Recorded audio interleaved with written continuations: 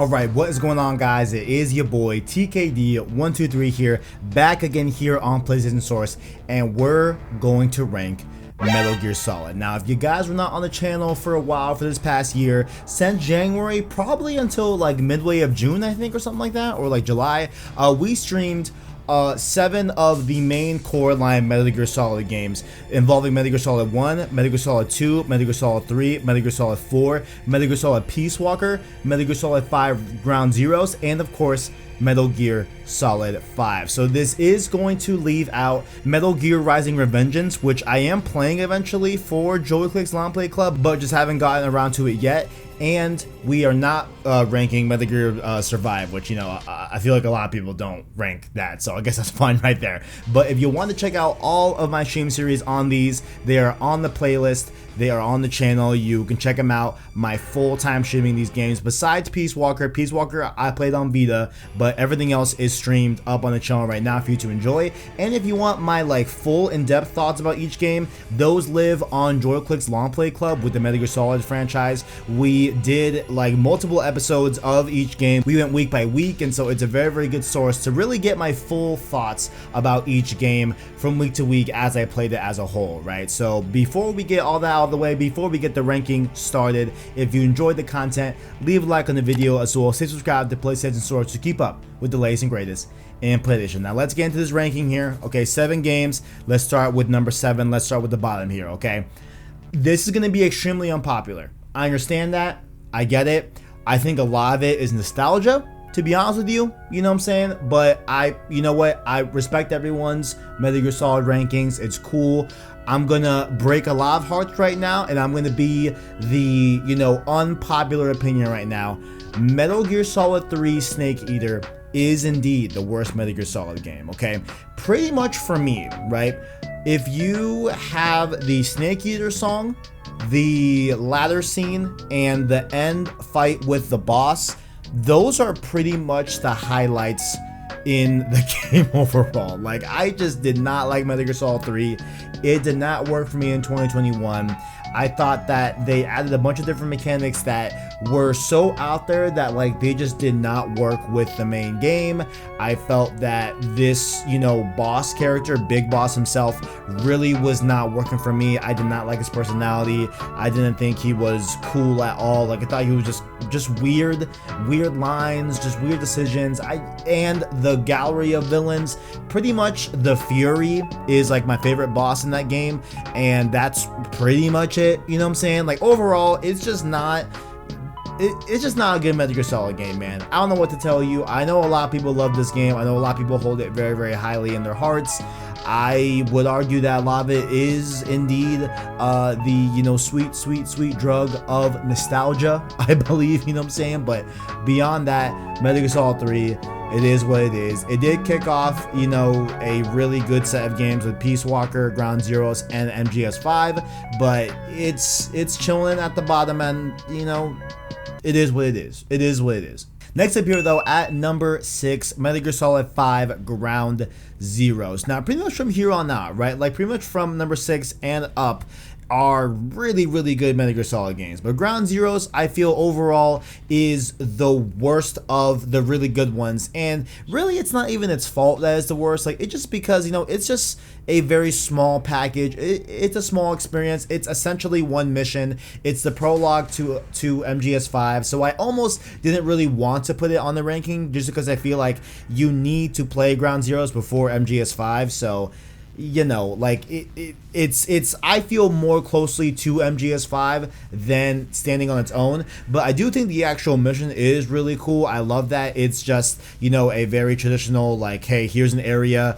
It very much calls back to MGS 1 and 2, where it's like, hey, here's a big area, make your way around this area. You have all these different sandbox elements at your disposal, figure out this mission, save, pause, all that, right? So, like, it's a really, really cool premise. I really like it, but, you know, I just can't with a clear conscience put it above any of the other good Metal Gear Solid games, just because those are doing so much more and are, you know, just more worthy of being at the higher tier than Ground Zeroes. But to be very clear here, I don't hate Ground Zeroes. I think it's a really, really cool experience. You know what I'm saying? I just don't think that, you know, as good as it is, I just don't think it belongs anywhere above any full-scale Metal Gear Solid game that's doing so much with its gameplay and everything. But I do love the Ground Zeroes gameplay. Of course, it is the birthplace of MGS5's gameplay. It's a very, very cool package. I really love it. I bet if I was playing it back when it first came out, I would have been just gnawing at the teeth for some MGS5. But shout out to Ground Zeroes. You did your job. You set up MGS5, and it's a good experience. It's a good experience. Next up here at number 5 in the ranking, Metal Gear Solid 4. If you guys are watching my long play club, you know what I'm saying, this is where things get interesting for me. Like this is where things get a little bit shaky and have been really rotating and changing and shifting over time. Because during long play club, as I was playing MGS4, I was convinced that this was the best Metal Gear Solid game I was playing. You know what I'm saying? I loved MGS4 in the moment, right? The way it connects all the way back to MGS1. It does act as like that third game in the Solid Snake series, of course. It's a very, very cool game. It is only on the PS3, which is a crime. I hope they bring it to other platforms eventually.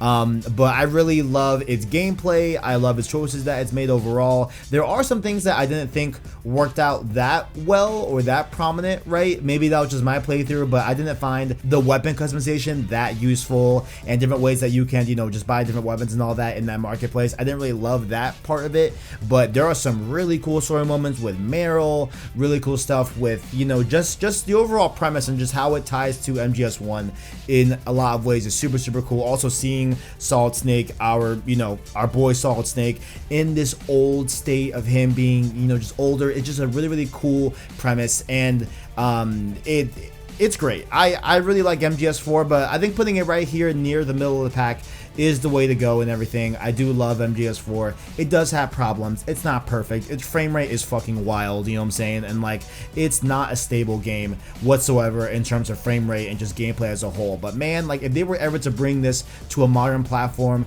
bring out the 60 frames per second, it would be fantastic. But shout out to MGS4. I really, really, really appreciate you, and you were my favorite at some point while I was playing the Metal Gear Solid franchise. But right now, I think putting you in the middle of the pack is the best place for MGS4. Now again, this one may or may not piss people off. I don't know. You know what I'm saying? Guys, rest assured, I'm being honest. Okay, I'm being honest with my experience here. The 4th position here in the ranking is Metal Gear Solid 2 Sons of Liberty. This game blew me away when I first played the game. I really, really, really enjoyed the game. I think that they, you know, like hearing and playing The Last of Us Part 2 last year, right?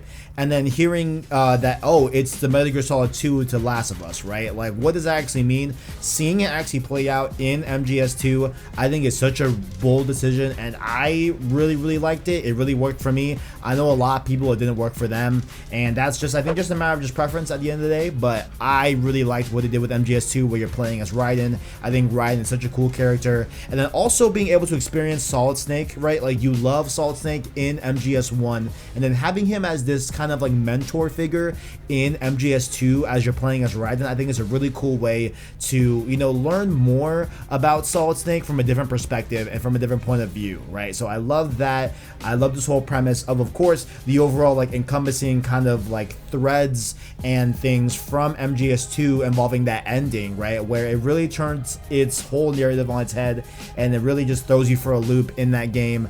I don't want to spoil anything, obviously, but like the way MGS2 just does not make sense that it was made in the year it was made, and it feels so modern, is astounding, right? So shout out to MGS2. I really, really, really, really, really liked it. But once again, in that middle pack is definitely where I want to keep it, because the next top 3 here are the games that I adore in the Metal Gear Solid franchise. But shout out to MGS2. 10 out of 10 stuff. Also, MGS2's gameplay, underrated. I love the way that game felt on the sticks. I think it was super smooth and everything. Really, really cool moments. Shout out to MGS2, you know what I'm saying? 10 out of 10. Also, I mean, MGS2's only flaw is like the underwater sections I did not love. Also, I know I just passed MGS3 like a while ago, but MGS3, when you made us do that escort thing in MGS3, let's just move on. Okay, now it's time for the cream of the crop here. The top 3 Metal Gear Solid games, of course, you can do deductive reasoning and figure out, which one's probably going where, but here is number 3, okay? Metal Gear Solid Peace Walker. Y'all like that pause, huh? Okay, listen. I wanted to put this at number 1. I'm not even lying. I kind of did. Peace Walker is not only an incredible Metal Gear Solid game, but the fact that they were able to make a Metal Gear Solid game feel like a console Metal Gear Solid game on a handheld platform on the PSP is fantastic. Like Peace Walker is only missing crouch walking. That's legit only thing it's missing. Everything else is pretty much there. It feels like a Metal Gear Solid game when you're in these different missions. The way that it's chunked out into tiny little experiences, because of course you were on the go with the PSP most likely, so you couldn't stay for a full like 10-20 minute mission or whatever, and you just had these small little instances of Metal Gear Solid gameplay. It was fantastic. I fucking love this game. We got the introduction to, of course, the mother-based system and the way that you're able to develop weapons and everything, and the way that you're able to expand and choose what you want to focus on as you unlock more and more items and equipment to use, and including weaponry and different armor sets. Like Metal Gear Solid Peace Walker is the template, of course, to Metal Gear Solid 5, and it's a fantastic template. I love Peace Walker with all my heart. Also, on top of that, right, my favorite big boss is here in Peace Walker. 100% full stop. Like, I love him in this game. I think the performance that David Hayter does in Peace Walker is incredible. I love the artwork as well, where of course they could have done cutscenes, but how ugly that would have turned out overall, like, and the way that they did these like comic book drawn type of cutscenes definitely remind me of Infamous 1 back in the day, and I think it works fantastic for this game styling. I love Peace Walker. Peace Walker is one of my favorite games of all time, low key. Like, Peace Walker's fantastic. It's fucking great. Definitely check out Peace Walker if you guys have not played it. There are just so many sounds, cues that come up with Peace Walker that I love that game. I love that game. That will never leave my Vita. Let's go on to number 2 here. Number 2 in the Metal Gear Solid ranking. We're almost number 1, but we're not quite there at number 1 yet. But we are kind of there at number 1 when you really think about it, okay? The second favorite Metal Gear Solid is Metal Gear Solid 1. Yes, there was a very, very long conflict within myself, right? Am I going to put MGS1 at number 1 or at number 2, right? Because I think 100% there's no way that MGS1 could have gotten below ranking number 2, right? And yes, okay, there is a long play club list that I put out on that podcast series that may be different. This is my most nearest up to date Metal Gear Solid ranking. MGS1 belongs at number 2, okay? Metal Gear Solid 1, of course, started the franchise. Well, not really, because there's Metal Gear 1 and 2, but beyond that, Metal Gear Solid specifically is where MGS1 starts and what it started. And I love this game, right? This game's music, this game's premise, of course, is probably still the strongest premise out of any Metal Gear game. If y'all heard that clip, that was my pen. I'm sorry. Metal Gear Solid 1, in terms of music, in terms of premise, is really cool. I love its style and just vibe, and like you can really tell and like see some of the cutscenes that they were doing in MGS1, how it translates to what Hideo wanted to do in like future games with the technology increasing and all that good stuff. And so you can really see where the lineage of Metal Gear Solid comes from, and it really does come from this PS1 game, right? I did not like this game when I first played it. I gotta be honest. I liked it, but what was the big problem for me was that gameplay, right? Like, I think the gameplay still stands as its weakest point in the game overall. But man, if there were ever a remaster, if there was ever a Metal Gear Solid remake that we're all hoping for, I would kill for that, because just learning Solid Snake in this first game, him meeting Otacon, him, talking and interacting with the Colonel and everything, and how that, even extends into MGS2 in a lot of really cool ways. Like, MGS1 is great. I love the whole Liquid encounter and really getting to know Liquid more and getting to know more about this world and the world that is, being made in MGS1. It all started with this game. I love this game's vibe and overall just premise. Like, and the music in that game is insanely good. The sound effects, of course, derive from this first game, which is insanely good as well. Overall, I feel like it's very just odd if you do not like MGS1, really. But I gotta say and be honest, I do not like the gameplay in this game. Like, this gameplay does not age well, but you know what? It's good enough to experience, and the story definitely stands the you know, test of time overall with this first game. So big shout out to MGS1, 10 out of 10. You love to see it. That leaves Metal Gear Solid 5 as my favorite Metal Gear of all time, right? Metal Gear Solid 5, I know this game has a lot of problems. Let's just start with that, okay?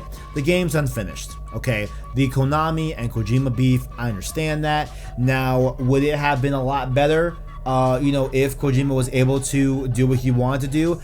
Most likely, you know what I'm saying? But overall, what we got here, I loved to pieces Metal Gear Solid 5, okay? Like, I usually stream like, you know, 2-3 hours, then I dip. I was doing 5-hour streams in MGS5 like nothing. Like, just the premise of going around with my Mother Base team. I'm avenging what happened to the first Mother Base in Peace Walker. I'm out here dealing with, you know, Mr. Skull, or like Mr. Skull. Why did I say Mr. Skull? Skullface. I'm like dealing with him. I'm dealing with all these other things. I got Quiet that is being wild. I got, you know, Huey that's popping up, and Huey, we don't really trust him that much. I'm working with, of course, Ocelot, Revolver Ocelot as well, and everything. And like, we're just doing this whole ensemble thing, and just the nature of just going into a sandbox mission in the open world and just being able to use all these different elements to tackle any given mission any kind of way I really want to. And the game really adapting itself to my playstyle is really fantastic in MGS5. I love Metal Gear Solid 5. I think it's one of the best games literally ever made. I think this is the pinnacle of third-person action control schemes. Like, just the way Big Boss feels in this game is incredible, right? Of course, we have that intro, which is definitely, you know, I'd say attention grabbing, definitely a really good intro overall. But the main game itself is really where you get the full experience, and I fucking love MGS5. I love this game. It's not perfect, right? I get it. I think that Kiefer Sutherland still did a very, very good job overall. I think Kiefer Sutherland did a good job at being Big Boss and everything. And just overall as a package, Metal Gear Solid 5 is a fantastic game. I'd say it's a must play, 100%. It's something that you have to experience once in your life.